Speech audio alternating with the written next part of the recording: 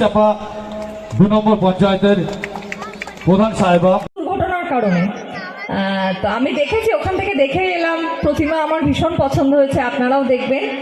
এবার আমি তো এখানে চলে এসেছি, কিন্তু আজকে আমি আর ডায়লগ বলতে চাই না। আপনারা শুনতে চান? আমি একবার কোন যখন রাজানি চুরি পাটপাড়ি ছিল তার একটাই নাম গীতা এল এল বি।